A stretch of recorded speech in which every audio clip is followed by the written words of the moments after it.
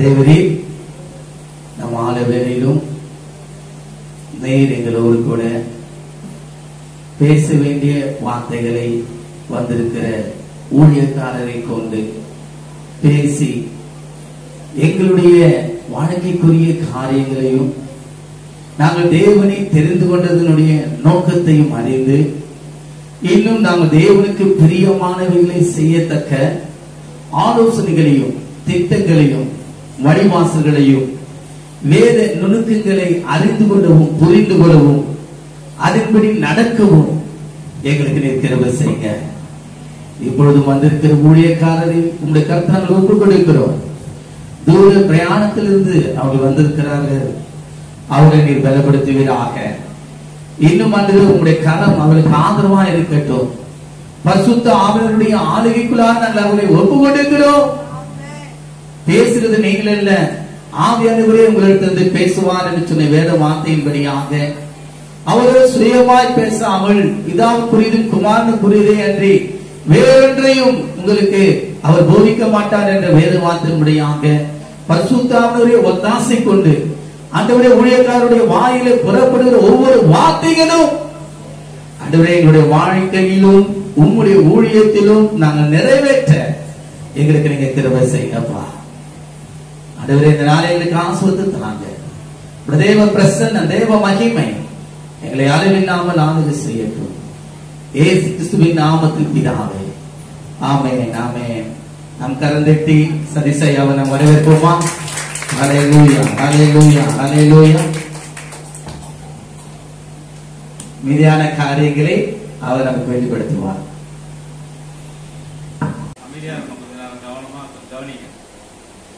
பழைய ஏற்பாட்டினுடைய போதனைகள், அந்த போதனைகள் கற்பது இவ்வளவுதான், அந்த டிசைபிள்ஷிப் அதோட முடிஞ்சு போயிடுச்சு. ஆனா புதிய ஏற்பாட்டில் இருக்கின்ற சீஷத்துவத்தினுடைய அர்த்தமே வேற. அல்லேலூயா. ஆகவே இந்த பழைய ஏற்பாட்டுக்கு ஒரு 2 வசனத்தை வாசிக்கலாம். 1 நாளாகமம் 25ஆம் அதிகாரம் 8வது வசனம். 1 நாளாகமம் 25:8.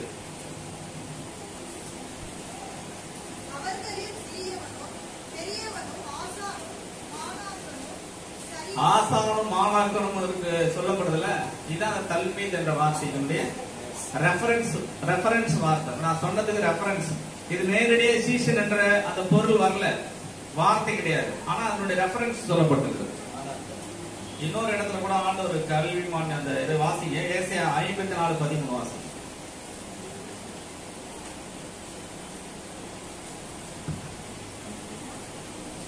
உன் பிள்ளைகள் எல்லாரும் கர்த்தரால் போதிக்கப்பட்டிருப்பார்கள். உன் பிள்ளைகளுடைய சமாதானம் 54. உன் பிள்ளைகள் எல்லாரும் கர்த்தரால் போதிக்கப்பட்டிருப்பார்கள். கர்த்தரால் போதிக்கப்பட்டிருப்பார்கள். இந்த வார்த்தை வந்து அந்த தல்மீத் வசனத்தை அந்த வார்த்தைக்கு ரெஃபரன்ஸ் என்று சொல்லப்படுது. போதிக்கப்பட்டிருப்பார்கள் அப்படின்னா அது டீச்சிங் தான். ஸ்டூடெண்ட்ஸ் டீச்சர்ஸ் அந்த மாதிரியான ஒரு கான்செப்ட்ல அந்த ஒரு கருத்திலே சொல்லப்படுகின்ற ஒன்று.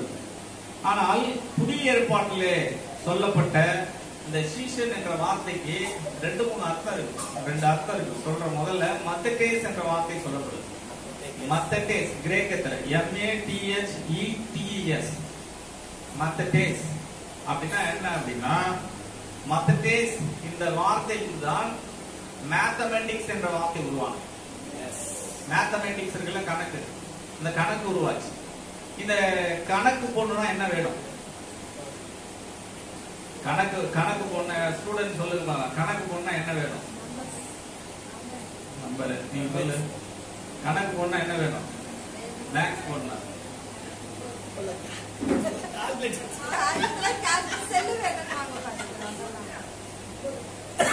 நம்ம ஜெனரேஷனுடைய அறிவு பாருங்க. ஃபார்முலா வேணும்டா. மேத்தமேட்டிக்ஸ் போனா என்னதான் வேணும்?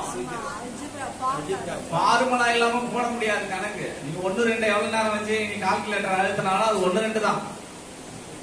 அப்போ இந்த மேத்தமேட்டிக்ஸ் என்ற வார்த்தைக்கு அந்த ஃபார்முலா எப்படியோ, இந்த மெத்தகேஸ் என்ற வார்த்தையினுடைய அந்த அர்த்தம் என்னவென்று சொன்னால், சீஷர்கள் என்பவர்கள் ஒரு ஃபார்முலாக்குட்பட்டவர்கள். அவங்களுக்கு ஒரு ஃபார்முலா இருக்கு. நிபந்தனைக்குட்பட்டவர்கள், ஒரு எல்லைக்குட்பட்டவர்கள். ஒரு வரையறைக்கு உட்பட்டவர்கள். சீஷர்கள் மற்றவர்களை போல வாழ முடியாது. அதனாலதான் ஆண்டவர் பேதுருவிட்ட சொல்லும் போது இவர்களிலும் என்னில் அன்பாயிருக்கிறாயா? இப்ப புரியுதா உங்களுக்கு? அந்த மத்தேயு என்ற வார்த்தையோட அர்த்தம் என்னன்னா, நீ சீஷன்னா எல்லார போல நீ வாழ முடியாது. உனக்கு ஒரு நிபந்தனை இருக்குது. நீ வரையறைக்கு உட்பட்டவன், நீ ஒரு எல்லைக்கு உட்பட்டவன், நீ இப்படிதான் இருக்கணும். அதனாலதான் ஆண்டவர் சொன்னார், ஒருவன் என்னை பின்பற்ற வர விரும்பினால் அவன் தன்னைத்தானே வெறுத்து சிலுவை எடுத்துக்கொண்டு என்னை பின்பற்ற வேண்டும் என்று சொன்னார். அப்படின்னா என்ன அர்த்தம்?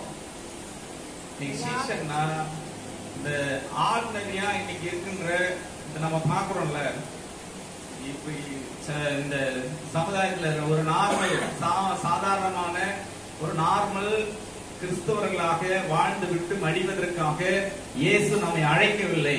நமக்கென்று சில நிபந்தனைகளை வைத்திருக்கிறார், நமக்கென்று கட்டுப்பாடுகளை வைத்திருக்கிறார். ரொம்ப கடினம். அதாவது இயேசுநாதர் சொல்றபடிலாம் வாழணும் அல்லது வாழ்றதுக்கு நம்மள ட்ரை பண்ணி வாழ்வோம் அப்படின்னா நாம எல்லாம் சன்னியாசியா தான் வாழும். நான் சொல்றது புரியுதா உங்களுக்கு? நீ ஏன் வரமாட்டாங்க தெரியுமா உங்களுக்கு? ஏன் ஊழியத்துக்கு வரமாட்டாங்க? ஏன் இயேசு விசேஷரா இருக்க முடியலன்னா, இன்னைக்கு வெறுக்க முடியல. தி இன்செக்யூர் ஃபீலிங் இருக்கு. சுய பாதுகாப்பு அந்த கேள்விக்குரியாது. பாதுகாப்பு கேள்விக்குரியாது. எதிர்காலத்தை குறிச்சு நான் ஊழியத்துக்கு வந்துட்டா என் பிள்ளைங்களுக்கு யார் சோறு போடுறது? வேலை செஞ்சாதானே சாப்பாடு. பிள்ளைங்களை யார் படிக்க வைக்கிறது? அவன் வீடு கட்டுறான், என் அண்ணன் தம்பி என் மாமா மச்சாலாம் பங்களா கட்டிருக்கிறான், இடம் வாங்கியிருக்கிறான், கார் வாங்கியிருக்கிறான். அவன் இப்படி இருக்கலாம் அப்படி இருக்கலாம், ஐயா இப்படி இருக்கலாம் அப்படி இருக்கலாம் நினைக்கிறான்ல, அவன் தான் நார்மல் கிறிஸ்டியன். நீ நீ சீசனா இருந்தா அதையெல்லாம் தூக்கி போட்டுதான் வரணும். இங்க செருப்பு எப்படி வெளியில விட்டு வரமோ அதே போல அப்போஸ்தலன் பவுல் சொல்றாரு, லாபமான அனைத்தையும் கிறிஸ்துவுக்காக நஷ்டமும் குப்பையும் எண்ணுகிறேன் என்று ஒப்பு கொடுக்கிறார். அந்த லெவலுக்கு வரணும். அந்த லெவலுக்கு என்னைக்கு நம்முடைய மனநிலை உருவாக்கப்படுகிறதோ அன்றைக்குதான் ஆண்டவர் நம்முடைய ஜபத்திலே வல்லமையை கொடுக்க முடியும், தீர்க்க தரிசனத்தை கொடுக்க முடியும், அபிஷேகத்தை கொடுக்க முடியும். அது வரைக்கும் நீங்க ஜபிக்கிற ஜபம் அந்த செவரை கூட தாண்டாது. ஒண்ணுமே செய்ய மாட்டேன், ஒண்ணுமே ஆண்டவருக்காக இழக்க மாட்டேன். ஆனா நான் எப்படி வர முடியும்? அதாவது ஆண்டவராகிய இயேசு கிறிஸ்து அவரு சிலுவை, முள்முடி, அவர் கைகள் ஆணிகள், அவர் சிந்தின ரத்தம், ஒரு முள்ளு 8 கருப்பு தெல் விஷயத்துக்கு சமன்றாங்க. அவர் முள்முடியில சுத்தினாங்கல்ல, அவரு 72 முட்கள் கண் வழியாக வந்தது என்று சொல்லப்படுகிறது.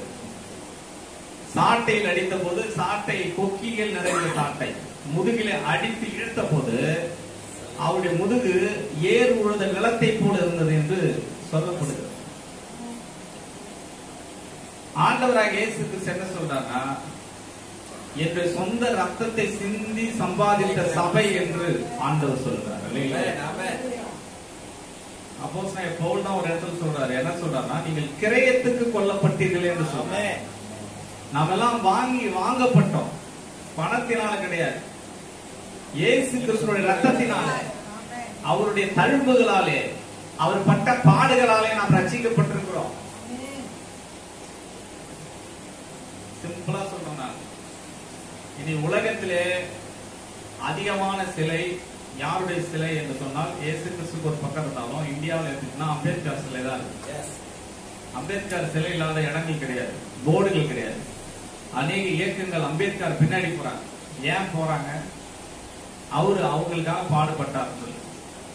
நான் தலை குனிந்து எழுதுகிறேன், என் ஜனங்கள் தலை நிமிர்ந்து நடக்க வேண்டும் என்று சொல்லி ஒரு நாளைக்கு 18 மணி நேரம் படிக்கக்கூடியவர், உயிரே கொடுக்கிறார். சாதாரணமா இந்த உலகத்துல ஒரு சட்டத்தை, அரசியல் சாசன சட்டத்தை எழுதினார், மக்களுக்கு உரிமையை வாங்கி கொடுத்தார், சுதந்திரத்தை வாங்கி கொடுத்தார்.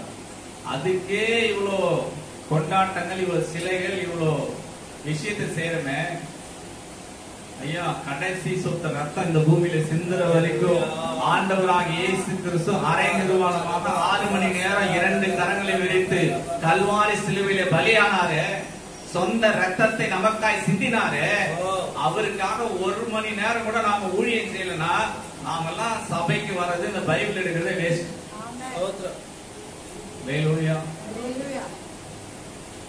எப்படி அசிங்கலாம் நம்ம சொல்லிக்கிறோம் கிறிஸ்தவர்களுக்கு?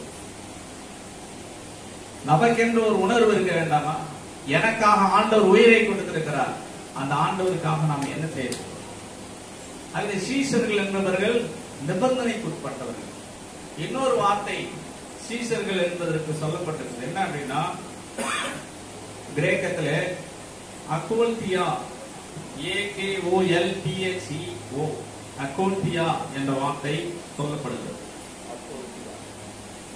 இந்த வார்த்தையினுடைய அர்த்தம் விளக்கம் என்னவென்று சொன்னால் பின் செல்தல். அக்கோல் AKOLTHEO,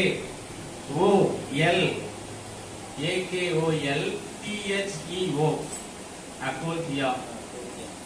இது மார்க்ல 18 முறை இந்த வார்த்தை மார்க்ல 18 முறை, மத்தேயுல 24 முறை, லூக்கால 17 முறை, யோவான்ல 19 முறை இந்த வார்த்தை சொல்லப்பட்டது. இதுல 2 அர்த்தங்கள் இங்கே குறிப்பிடப்படுகிறது. வாசிக்கலாம். லூக்கா 5ஆம் அதிகாரம் 11வது வசனத்தை வாசிக்கலாம்.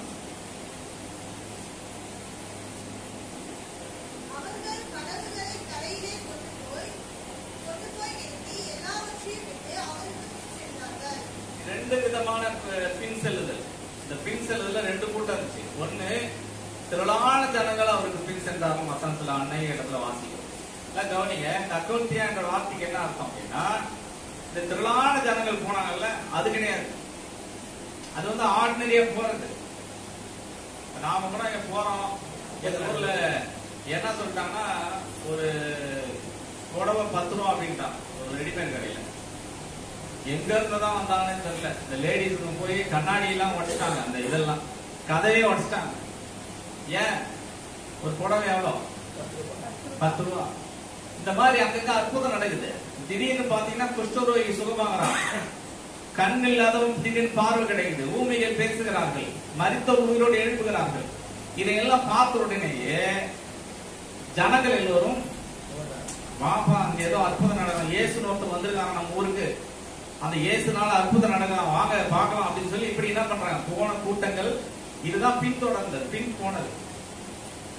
இதை சொல்லவில்லை. அக்கோல்தியா என்ற வார்த்தையுடைய அர்த்தம் என்னவென்று சொன்னால், இப்ப வாசிங்க, லூக்கா 5:11 வாசிங்க. அவர்கள் படகுகளை கரையிலே கொண்டு போய் நிறுத்தி எல்லாவற்றையும் விட்டு அவருக்கு பின் சென்றார்கள். எல்லாவற்றையும் விட்டு பின் செல்லக்கூடியவர்கள் தான் சீஷர்கள். எல்லாவற்றையும் விட்டு அவன் வாழ்வாதாரம் படகுதான், அவன் வாழ்வாதாரம் மலைதான், அவன் வாழ்வாதாரம் கடற்கரை தான். ஆனால் அவர்கள் ஒரு முடிவு எடுக்கிறார்கள், ஒரு தீர்மானம் எடுக்கிறார்கள். என்ன தீர்மானம் என்றால், இனி நான் என்னுடைய வாழ்க்கையை படகிலே செலவு செய்ய போறது கிடையாது, மலைகள் என்னுடைய வாழ்வாதாரம் கிடையாது, என்னுடைய வாழ்வாதாரம் இயேசுதான், இயேசுவை நான் பின்பற்றி செல்ல போகிறேன் என்று சொல்லி இயேசுக்கு பின்னாடி எல்லாவற்றையும் தூக்கி போட்டு என்ன பண்றாங்க? ஆண்டவர் இதற்காக தான் திருச்சபையில நம்ம அழைக்கிறார். சபைக்கு வர்றது மெம்பர்ஷிப்புக்காக கிடையாது. அன்னைக்கெல்லாம் ஈஸ்ட் இந்தியா கம்பெனி வந்த போது கிறிஸ்தவர்கள் எதற்காக சபையை வைத்திருந்தார்கள், எதற்காக போதகர்களை வைத்திருந்தார்கள் என்று சொன்னால், பிறந்த நாள் கொண்டாடுறது, கல்யாணத்துக்கு அடக்காராது. எதுக்கு எதுக்கு பாஸ்டர்? இப்பயும் அப்படிதான் இருக்கு. பர்த்டேக்கு வாங்க ஐயா, வீட்டுல பர்த்டேக்கு வாங்க, கல்யாணத்துக்கு கல்யாணம் நடத்துவீங்க. இதுக்குதான் சபை. இது இது இதுக்கு கிடையாது, மெம்பர்ஷிப் கிடையாது. நாம் எல்லாவற்றையும் விட்டு இயேசுக்கு பின் செல்ல வேண்டும். அல்ல, இயேசுவை நாம் பின்தொடர வேண்டும். பாடல்ல பாடுவது கிடையாது. இயேசு பின்னால் நான் செல்வேன், திரும்பி பார்க்க மாட்டேன். அதற்காக பாடல்கள் கிடையாது. உண்மையாகவே ஒரு ஆண்டவருக்காக, ஆண்டவரே நான் ஒரு தீர்மானம் எடுக்கிறேன், நான் உங்களை என்ன பண்றேன், பின்தொடர்ந்து வரேன். நாம முயற்சி எடுக்கும் போது ஆண்டவர் அதை வாங்கி வச்சிருக்கார். அல்லேலூயா. அல்லேலூயா. நாம ஒரு ஸ்டெப்பா எடுத்து வைக்கணும். பயம் இருக்கும், நம்ம குழப்பம் ஏற்படும், நம்முடைய எண்ணங்கள் எல்லாம் இப்பயே நிறைய பேர் யோசிப்பாங்க, என்ன இவர் எல்லாத்தையும் விட்டா நான் என்ன பண்றது? இயேசுக்கு பின்னாடி அப்படிதான் சுத்தனாங்க எல்லாரும். அல்லேலூயா. நாம் எல்லாம் இயேசுவின் நடமாடும் இயக்கம். ஆமென். அல்லேலூயா. இயேசுவின் நடமாடும் நடமாடும் இயக்கம். நான் அதுக்கப்புறம் அந்த இயக்கத்துக்கு வரேன். இப்ப கவனிங்க, எல்லாவற்றையும் பின் விட்டு பின் செல்லுதல். மூணாவது ஒன்று, ஆண்டவர் அந்த சீஷர்களுக்கு ஒரு பேர் வைக்கிறார். லூக்கா 6ஆம் அதிகாரம் 12-13 வாசிக்கலாம். லூக்கா 6ஆம் அதிகாரம். அந்நாட்களிலே அவர் ஜெபம் பண்ணும்படி ஒரு மலையின் மேல் ஏறி ராவு முழுவதும் தேவனை நோக்கி ஜெபம் பண்ணிக் கொண்டிருந்தார்.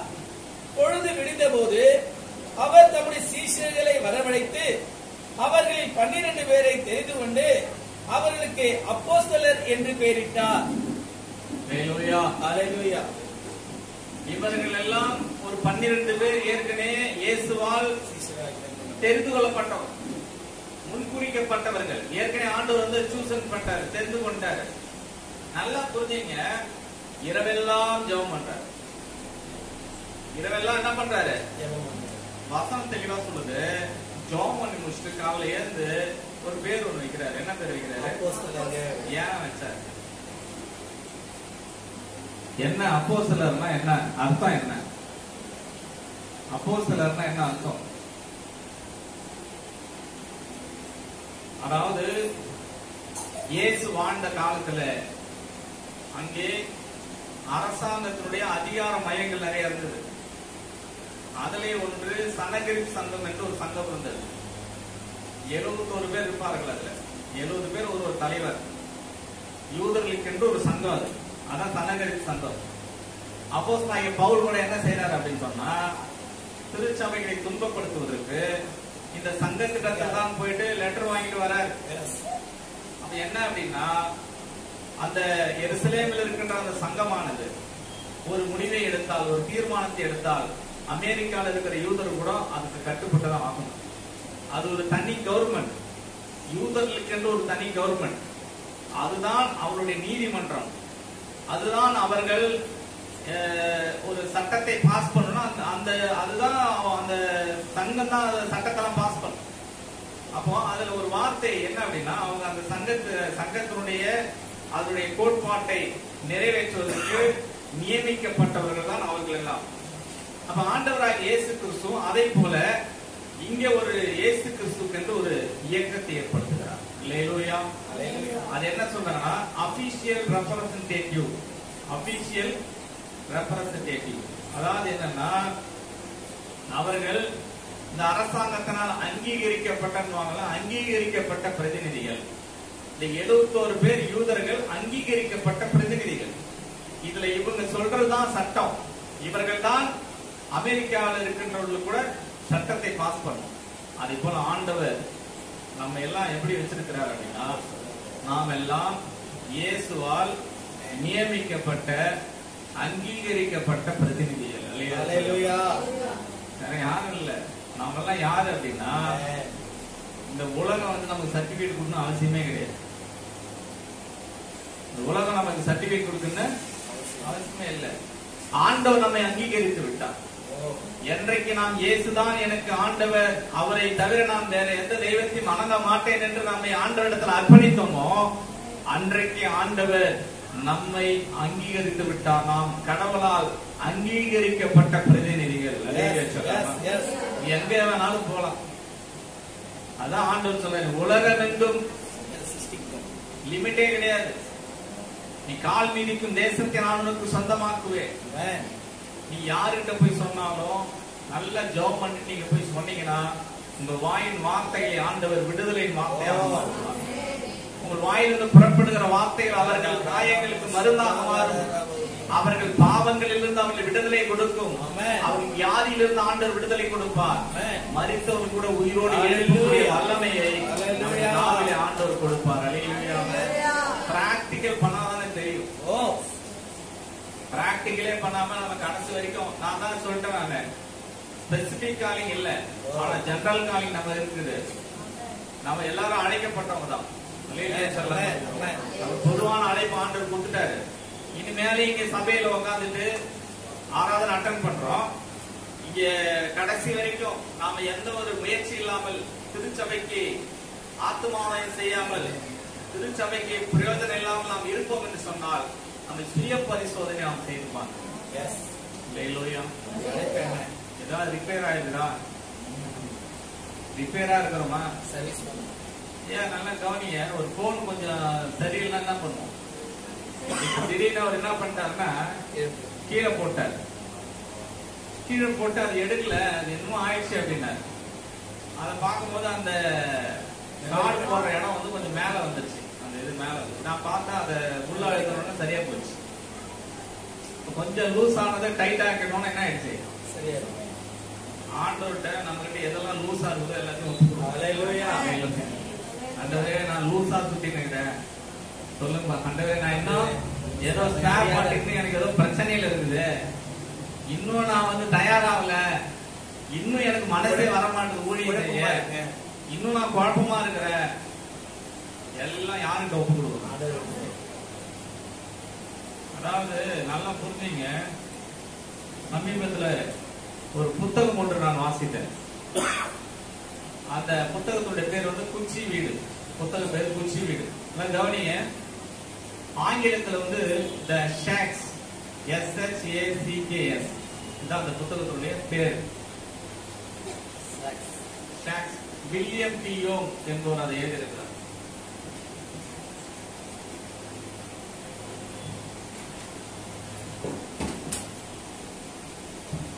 வில்லியம் டி யோங்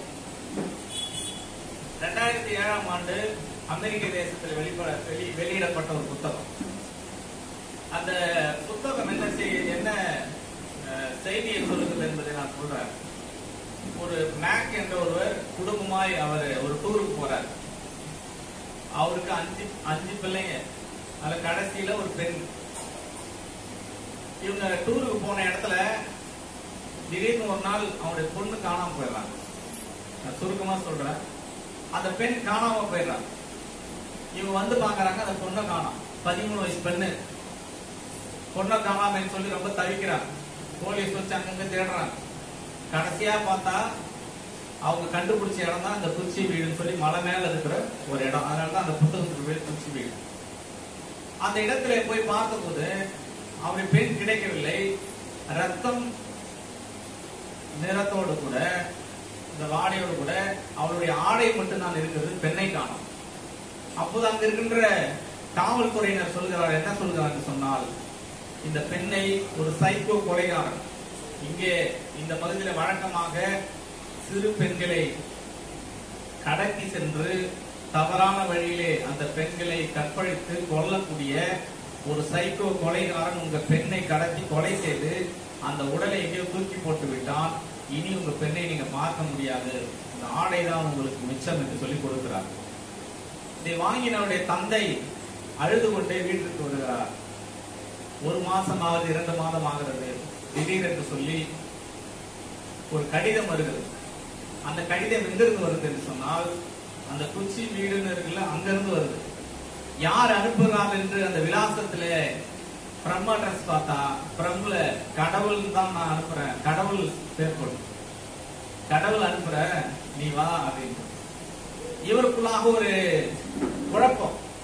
ஒருவேளை கொலைகாரனா இருந்தா என்ன பண்றது, நம்மளை கூப்பிட்டு ஏதாவது நம்ம கிட்ட கேட்கறதுக்காக இருந்தா என்ன பண்றது அப்படின்னு சொல்லி துப்பாக்கியெல்லாம் எடுத்து வைத்துக் கொண்டு இவர் எங்கே செல்கிறான்னு சொன்னால் அந்த குச்சி வீட்டுக்கு அவர் கடந்து செல்கிறார்.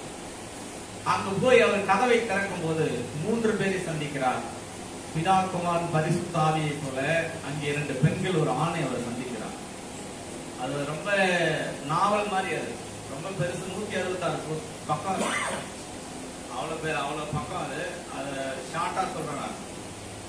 அதுல இயேசு கிறிஸ்து அவர் என்ன பண்றாருன்னா, ஒரு நாள் இவங்களுக்கு சாப்பாடு ரெடி பண்றதுக்கு கேக் செய்யறதுக்கு மாவெல்லாம் ரெடி பண்ணி வைக்கிறாரு.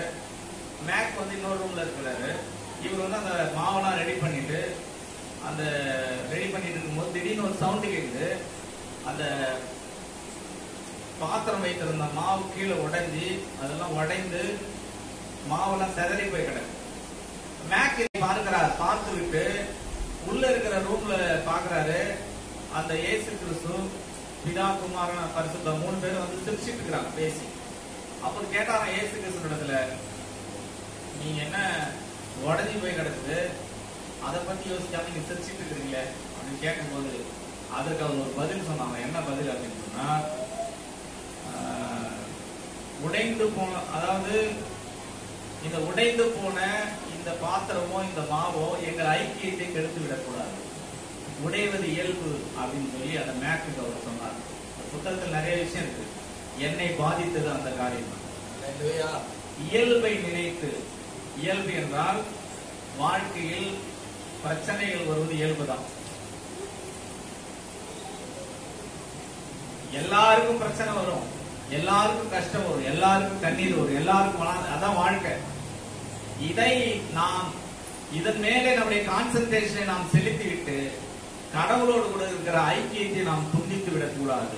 இதுதான் நான் சொல்ல வந்த விஷயம். இல்லையா?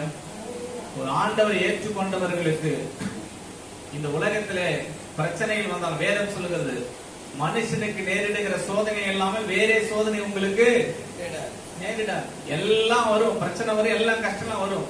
ஆனா ஆண்டவர் நம்ம எதற்காக வைத்திருக்கிறாரோ அந்த நோக்கத்தை, அல்லது என்ன சொல்லுவாங்க, அந்த இன்டிமேட் ரிலேஷன்ஷிப் இருக்குல்ல, டெப்தான ரிலேஷன், ஆண்டவரோடு கூட நாம் அந்த உறவில நாம் நிலைத்திருக்கும் போது இங்க இருக்கிற பிரச்சனை நம்ம கண்ணுக்கே தெரியாது.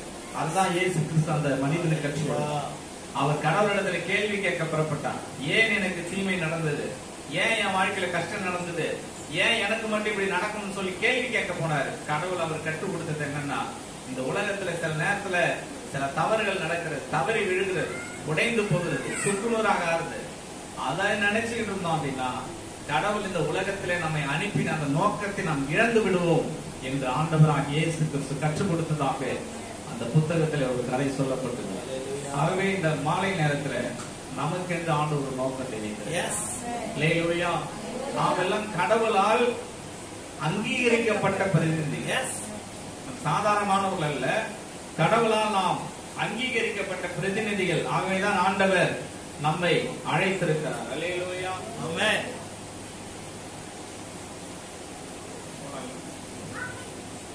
டைம் ஆயிடுச்சு, நீங்க சொல்லிடுங்க, நம்ம அடுத்து பேசிட்டு நைட்டு ஃபுல்லா கூட பேசலாம். கவனிங்க, இங்க ஒரு வசனத்தை நாம் வாசிக்கலாம். அதே வசனத்தை வாசிங்க, மத்தேயு 28:18-20. அப்பொழுது இயேசு சமீபத்தில் வந்து அவர்களை நோக்கி, வானத்திலும் பூமியிலும் சகல அதிகாரமும் எனக்கு கொடுக்கப்பட்டிருக்கிறது. ஆகையால் நீங்கள் புறப்பட்டு போய் சகல ஜாதிகளின் சீஷராக்கி பிதா குமாரன் பரிசுத்தாவின் நாமத்திலே அவர்களுக்கு ஞானஸ்நானம் கொடுத்து, நான் உங்களுக்கு கட்டளையிட்ட யாவையும் அவர்கள் கைக்கொள்ளும்படி அவர்களுக்கு உபதேசம் பண்ணுங்கள். இங்கே ஆண்டவர் திருச்சபைக்கு கொடுத்த அல்லது பொதுவான அழைப்பை பெற்ற நமக்கு ஆண்டவர் கொடுத்த வாக்கு தத்தம் ஒன்னே ஒண்ணுதான். நல்லா புரிஞ்சு, நம்ம எல்லாருக்கும் இதெல்லாம் ஜெனரல் எல்லாருக்கும் கொடுத்த வாக்கு தத்தம் என்ன அப்படின்னா, நாம் புறப்பட்டு போக வேண்டும். என்னன்னா ஒரு இடத்தை விட்டு வேற இடத்துக்கு போகணும். அப்ப இதுக்கு ஆங்கிலத்துல என்ன சொல்லப்படுதுன்னா மூவ்மெண்ட் சொல்லப்படுது. மூவ்மெண்ட் தமிழ்ல இயக்கம் சொல்றோம், இங்கிலீஷ்ல மூவ்மெண்ட். மூவ்மெண்ட்ல 2 வார்த்தை இருக்கு. ஒன்னு மூவ், இன்னொன்னு மென்ட் இருக்குல்ல. மென்ட்னா மென்டரிங். மூவ் என்றால் ஒரு இடத்தை விட்டு இன்னொரு இடத்திற்கு செல்லுகிறது. நான் கிறிஸ்தவனா இருக்கு, நான் திருச்சபையா இருக்கிறேன்னா, விசுவாசினா ஐயா வந்து ஒரு இடத்த விட்டு இன்னொரு இடத்துக்கு போசோம்னா இருக்கிற எல்லா சர்ச்சுக்கும் போயிடக்கூடாது. அது அந்த கதை கிடையாது. நாம வந்து என்ன பண்ணா, ஆவிக்குரிய எதுவாக இருந்தாலும் ஒரு நிலையிலிருந்து இன்னொரு நிலைக்கு நாம என்ன பண்ணணும், செல்லணும். ஆங்கிலத்திலே ஒரு வாசகம் இப்படியா சொல்லப்படுது, the whole church to take the whole gospel to the whole world. The whole church, முழு சபையும் முழு சுவிசேஷத்தை முழு உலகத்திலும் கொண்டு போகும். அல்லேலூயா சொல்லலாம். இது வந்து எங்க ஐயப்பாக்கத்துல இருக்குது, அவ்வளவுதான். இதுலதான் போட்டேன், ரேபிடோட வந்தா அந்த நீ அடுத்த அந்த லொகேஷன் வந்து நான் அப்படியே எடுத்து இதுல போட்டேன், இந்த ரேபிடோல போட்டு தான் வந்துட்டு இருந்தேன். இவங்க வேற இவரு வேற ஐயா வேற சரவணா பேக்கரி மையம் ஃபிஷ் அதெல்லாம் சொல்லியிருந்தாரு.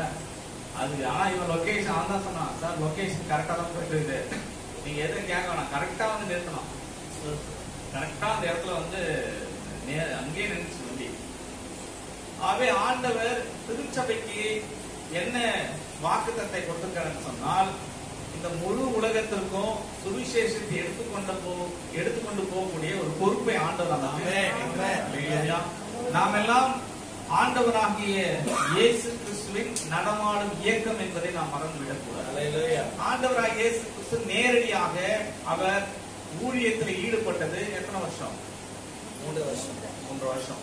ஆனா நிறைய என்ன சொல்றாங்க அப்படின்னா, ஒரு யூதன் 5 வயதுல வந்து அவங்க நியாயப்பிரமாணத்தை என்ன பண்ணும், அவங்க வந்து கற்றுக்கொள்ளணும்.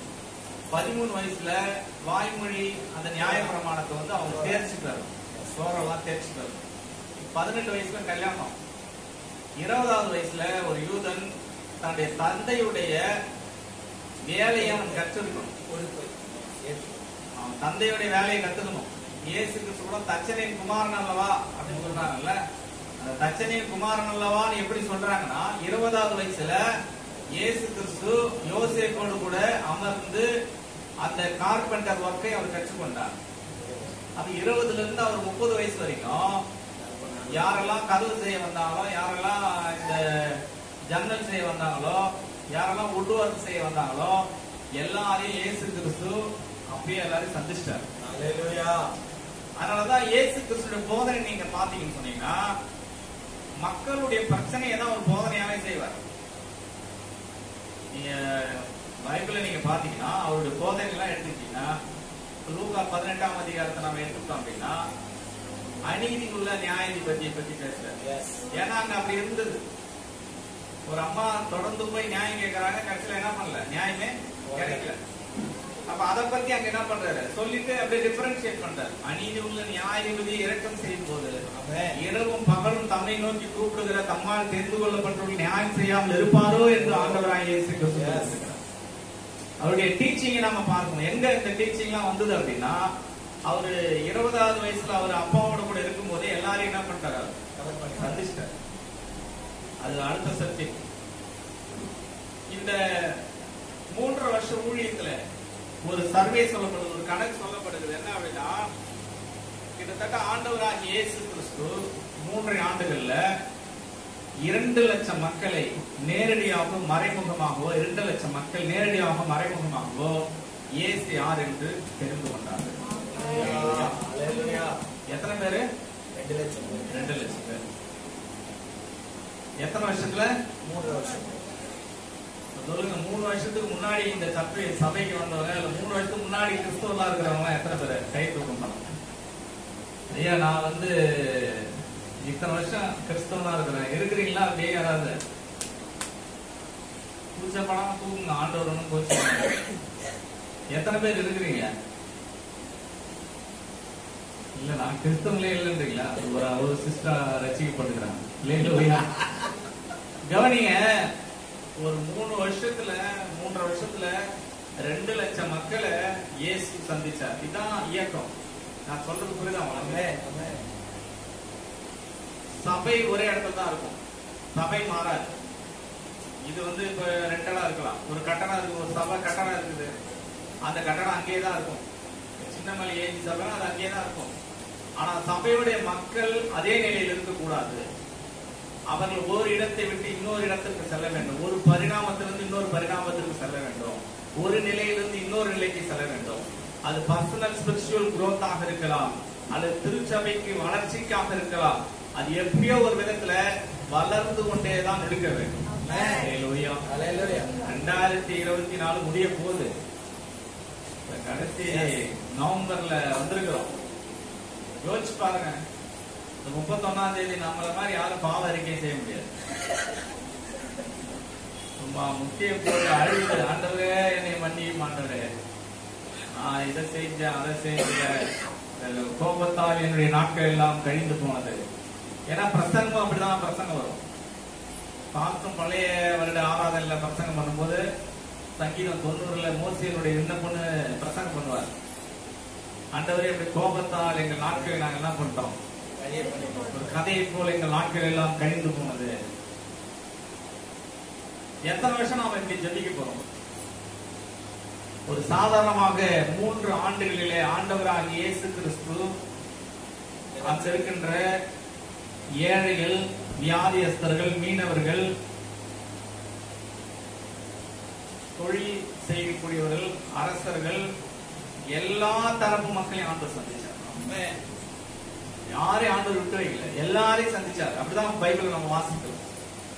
ஆண்டவராக இயேசு கிறிஸ்துனுடைய தரிசனம் என்னன்னு சொன்னால், எல்லாருக்கும் நாம கிறிஸ்துவர்களாக இருக்க வேண்டும். அல்லேலூயா சொல்லலாம். எல்லா தரப்பு மக்களுக்கும் கிறிஸ்துவை பிரதிபலிக்கக்கூடிய, கிறிஸ்துவை வெளிக்கொண்டு வரக்கூடிய மக்களாக நாம் காணப்பட வேண்டும். யோவான் 4ஆம் அதிகாரத்திலே 15 நாம் வாசிக்கும் போது, அங்கே ஆண்டவராக இயேசு கிறிஸ்து சமாரியா பெண்ணிடத்துல பேசும்போது சொல்லுகிறார், அந்த இடத்துல பிதாவை எங்கும் தொழுது கொள்ளும் காலம் வரும். இதுதான் இயக்கம். இயக்கம் என்பது அது எல்லா இடத்துக்கும் போகணும், எல்லா இடத்துக்கும் பரவணும். இங்க இருக்கிறவங்க 50 பேர் இருக்கிறோம் அப்படின்னா 50 கிராமத்துல சபை நடக்கும். அல்லேலூயா சொல்லலாம். நீங்க இருக்கிற வீடுதான் சபை. திரும்ப திரும்ப சொல்றேன், சபை என்பது தொடர்ச்சியா ஒரு வேலை இருந்தா ஐயா ஏதாவது எப்ப ட்ரைனிங் பிக்ஸ் பண்ணா அதை பத்தி எல்லாம் டிஸ்கஸ் பண்ணலாம். இது ஒரு இன்ட்ரோடக்ஷன் தான், ஒரு அறிமுகம் தான். இந்த அறிமுகத்துல நாம் புரிந்து கொள்ளக்கூடிய காரியம் என்னன்னு சொன்னால், நாம் இயேசுவின் நடமாடும் இயக்கம். பரிசுத்த ஆவியானவரை பற்றி நம்ம பரிசுத்த ஆவியானவருக்கு உருவகம் என்னெல்லாம் சொல்லப்பட்டு சொல்ல போகலாம். சத்திய ஆவியானவர், தேற்றரவானவர் இல்ல சொல்லுங்க.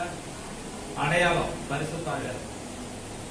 ஹோலி ஸ்பிரிட்டுக்கு பைபிள்ல ஏதாவது அடையாளம் ஏதாவது சொல்லுங்க. அக்கினி, வேற தண்ணீர், தண்ணீர், காற்று, காற்று, தண்ணீர் இல்லமா, புறா, எண்ணெய். நல்ல கவனிய, தண்ணீர் ஓடக்கூடிய லிவிங் வாட்டர். அவர் சொல்றாரு ஜீவ தண்ணீர். சமாரியா பெண்ணிடத்துல சொல்லும் போது சொல்றாரு, தாகம், அதாவது நான் வந்து ஜீவ தண்ணீர் உள்ளத்திலிருந்து ஜீவ தண்ணீர். நெருப்பு பரவக்கூடிய அக்கினி, அது பரவக்கூடியது. ஒரு இடத்துல பத்திச்சுன்னா அது என்ன ஆகும், பரவிட்டே இருக்கும். காற்று வீசக்கூடியது, காற்று வந்து வீசும், எல்லா இடத்துலயும் வீசும். புறா பறக்கக்கூடியது, அது ஒரு இடத்துல இருக்காது, புறா பறக்கக்கூடியது. எண்ணெய், எண்ணெய் வந்து அவர் பரிசுத்த அடையாளமா சொல்லப்படுது. எண்ணெய் ஊடுருவக்கூடியது.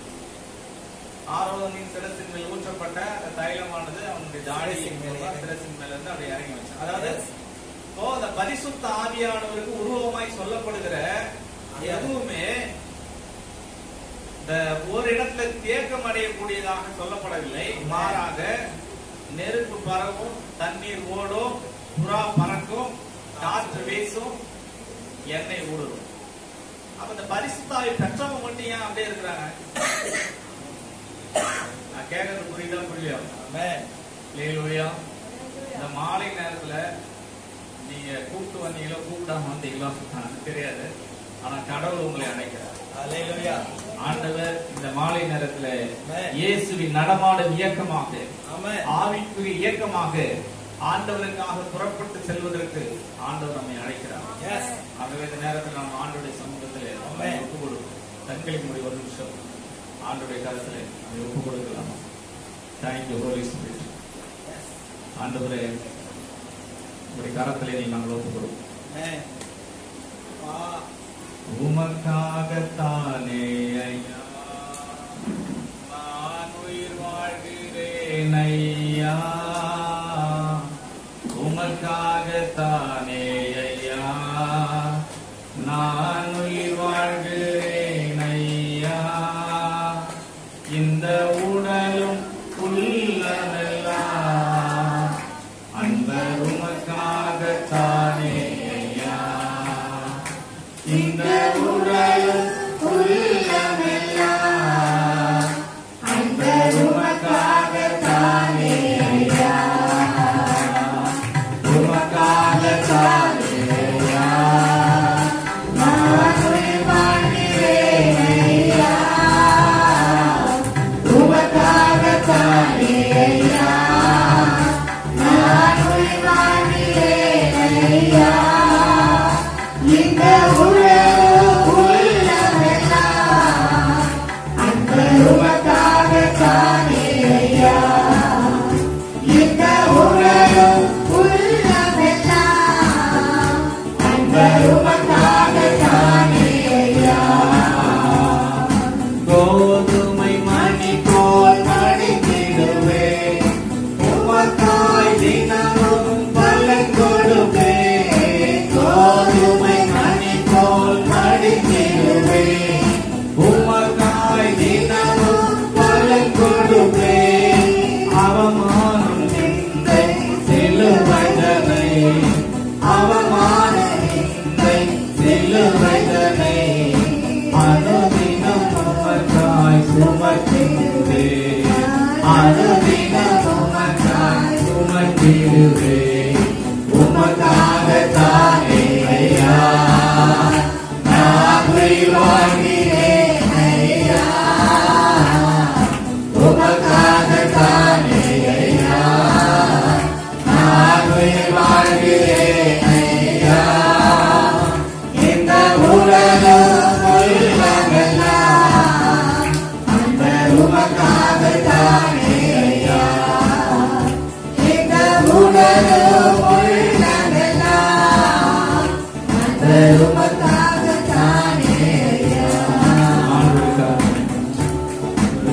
ஆண்டவருக்கு ஒப்பு கொடுக்கலாம். நான் வாழ்கிறேன். இந்த உடலும் இந்த உள்ளமும் உமக்காக ஆண்டவரே. இந்த உடல் உமக்காய் உழைக்க வேண்டும். இந்த உள்ளம் ஆண்டவரை துதிக்க வேண்டும்.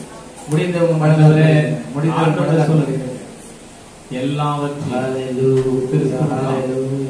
நஷ்டமும் குப்பையும் என்று கரத்தலை ஆண்டவர் நம்மோடு கூட பேசி நாம் எல்லாம் கடவுளுக்காக பிரித்தெடுக்கப்பட்ட நிபந்தனை நாம் எல்லாம் ஆண்டவரால் முன்குறிக்கப்பட்ட ஆண்டவர் நம்மை பிரித்தெடுத்திருக்கிறார். நம்மை ஒரு நிபந்தனைக்குள்ளாக ஆண்டவர் வைத்திருக்கிறார்.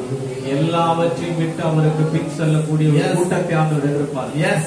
ஆண்டவருக்காக எதையும் செய்ய துணிந்த ஒரு கூட்டத்தை, தயாராகக்கூடிய ஒரு கூட்டத்தை எதிர்பார்க்கிறார். ஆண்டவரிடத்திலே நாம் இன்னும் அதிகமாக ஒப்பு கொடுக்கலாமா? நாம் எல்லாம் அங்கீகரிக்கப்பட்ட பிரதிநிதிகள். இந்த உலகத்திற்குரியவர்கள் அல்ல. உலகம் நம்மை அங்கீகரிக்கணும் அவசியம் இல்லை. பரலோகம் அங்கீகரிச்சிச்சு. இயேசு அங்கீகரித்து விட்டார். பரிசுத்த ஆவியானவர் அங்கீகரித்து. இந்த உலகத்துல எத்தனை சட்டங்கள் இருந்தால், எத்தனை தடைகள் வந்தால் இயேசு நம்மை நடத்த ஆரம்பித்து விட்டார். பரிசுத்த ஆவியானவரை அபிஷேகித்து விட்டார். நம்ம யாராலும் நம்மள ஒன்றும் செய்ய முடியாது. ஆண்டவர் இந்த உலகத்தை கலக்கக்கூடியவராக, இந்த சமுதாயத்திலே மாற்றத்தை ஏற்படுத்தக்கூடியவராக, நம்மை அக்கினி ஜுவாலையாய் மாற்றக்கூடிய தேவ அபிஷேகம் ஆண்டவர் நமக்கு கொடுத்திருக்கிறார். ஆண்டவருக்கு ஒப்பு கொடு. ஆண்டவருடைய கரத்துல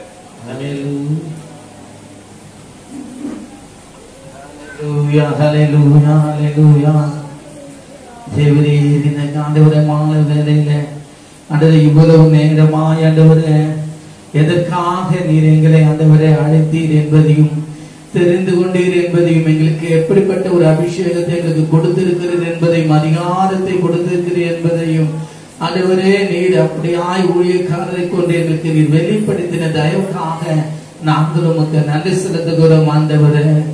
ஆண்டவரே நாங்கள் எங்களுடைய சுய பிரயோஜனத்துக்காக நாங்கள் ஓடின ஆண்டவரே நாட்களை நாங்கள் இனி அப்படி ஓடாமல் உமக்காக ஓட எங்களுக்கு கிருபை செய்யுங்க. ஆண்டவரே எங்களுடைய ஜீவிய நாட்கள் முழுவதும் உமக்காக கழிக்க எங்களுக்கு கிருபை செய்யுங்க. ஆண்டவரே அப்படிப்பட்ட ஒரு ஆவி எங்களுக்கு தாங்கப்பா. ஊழியம் செய்கிற ஒரு தாகம் ஆண்டவர், அழிந்து போகின்ற ஆத்மாக்களை குறித்த ஒரு தாகம் ஆண்டவரே எங்களுக்கு எப்படிப்பட்ட அதிகாரத்தை கொடுத்திருக்கிறீர் என்பதை நாங்கள் அறிந்து அப்படியா நாங்கள் சனாதிபதிகளாய் ஆண்டவரே உமக்காக ஓட ஆண்டவரே அநேக ஜாதி ஜனங்களை முன்பக்கமாய் இழுத்துக் கொள்ள எங்களுக்கு கிருபை செய்யுங்கப்பா. இந்த நாளிலும் ஆண்டவரே மட்டுமாய் ஆண்டவரே உங்களுடைய ஊழியக்காரரை கொண்டு எங்களுக்கு வெளிப்படுத்தின ஆண்டவரே காரியங்களுக்காக, திட்டங்களுக்காக, இயக்கங்களுக்காக ஆண்டவரே நாங்கள் உங்களுக்கு நன்றி செலுத்துகிறோம். ஆண்டவரே இன்னும் நாங்கள் அதிலே தொடர்ந்து ஓட எங்களுக்கு கிருபை செய்யுங்க. ஆண்டவரே இப்படிப்பட்ட ஸ்லாக்கியத்தை நீங்கள் நாளிலே எங்களுக்கு ஒவ்வொருவருக்கும் கொடுத்ததற்காக உங்களுக்கு நன்றி செலுத்துகிறோம். தொடர்ந்து அவருடைய ஆண்டவரே ஊழியக்காரருடைய ஆண்டவரே குடும்பம் ஆஸ்வதிக்கப்படட்டும், ஊழியர்கள் ஆஸ்வதிக்கப்படட்டும். போகிற இடமெல்லாம் உங்களுடைய நாமம் மகிமைக்கென்று அவரிடத்தை பயன்படுத்துவீரா. இன்னும் வேதத்திலே ஒவ்வொரு அதிகாரங்களை குறித்தும் ஆண்டவரே ஒவ்வொரு புஸ்தகத்தை குறித்தும் ரகசியங்களை வைத்திருக்கிறேன். அதையும் நாங்கள் ஆண்டவரே வரும் நாட்களிலே புரிந்து கொள்ள அறிந்து கொள்ள ஆண்டவரே அதன்படி நடக்க கற்றுக்கொள்ள எங்களுக்கு கிருபை செய்வீராக. ஆண்டவரோட குடும்பம் ஆஸ்வதிக்கப்படட்டும். ஆண்டவரே இந்த நாளிலும் ஆண்டவரே இதை கற்றுக்கொள்ளும்படியாக சிஷ்யன் என்ற ஆண்டவரே நாங்கள் என்பதை அறிந்து அப்போஸ்தலராக ஆண்டவரே மாறும்படியான ஒரு ஸ்லாக்கியத்தை எங்களுக்கு கொடுத்திருக்கிறீர் என்பதை நாங்கள் அறிய எங்களுக்கு இந்த நாளிலே கிருபை செய்ததற்காக உங்களுக்கு நன்றி செலுத்துகிறோம். ஆண்டவரே எங்களுடைய நாங்கள் இருக்கிற ஸ்தலம் ஆண்டவரே அதே இடத்துல நாங்கள் இராதபடிக்கு நாங்கள் பெயர்ந்து அநேகரை ஆண்டவரே உமக்குள்ளாக சீஷர்களாக அப்போஸ்தலராக தெரிந்து கொண்டு ஆண்டவரே உம்முடைய சபையிலே சேர்க்கப்பட்டவர்களாக காணப்பட எங்களுக்கு உதவி செய்யுங்க. இந்த நாளில் அப்படிப்பட்ட எங்களுக்கு வாஞ்சியை இது நாளில் ஊழியக்காரை கொண்டு எங்களுக்கு ஆண்டவரே ஏவினதற்காக உங்களுக்கு நன்றி செலுத்துகிறோம். வந்த ஒவ்வொரு ஆண்டவரே சகோதர சகோதரிகளையும் ஆசீர்வதிக்கும். கேட்ட வார்த்தையின்படி நடக்க தன் ஆவியாத்மா சரீரத்தை ஒப்பு கொடுக்க காலத்தை நேரத்தை அதை பிரயோஜனப்படுத்திக் கொள்ள உதவி செய்யுங்க. வந்திருக்கிற பிள்ளைகளை ஒவ்வொருவரையும் ஆசீர்வதிங்கப்பா. அவர்களும் அப்படிப்பட்ட காரியத்திலே முன்னேற உதவி செய்யுங்க. அப்படியா சிறு பிள்ளைகளை கூட ஆஸ்வதிங்க. அவர்களுக்கு வேண்டிய ஞானம் அறிவு புத்தியை இந்நாளில் கட்டளையிடுவீராக உங்களுக்கு நன்றி. ஆண்டவரே பிதா குமார் பரிசுத்த நாமத்தினாலே இவருக்கு நான் சமாதானத்தை கூறுகிறேன், சந்தோஷத்தை கூறுகிறேன். இவளை நான் ஆசீர்வதிக்கிறேன். இவர் ஆஸ்வதிக்கப்பட்டிருக்கட்டும். உமக்குள்ளாக இன்னும் ஆண்டவர் எழுந்து பிரகாசிக்கிறவர்களாய் காணப்பட உதவி செய்யும். இயேசு கிறிஸ்துவின் நாமத்தில் ஜெபித்து ஜெயம் எடுக்கிறோம் எங்க நல்ல பிதாவே. ஆமென்.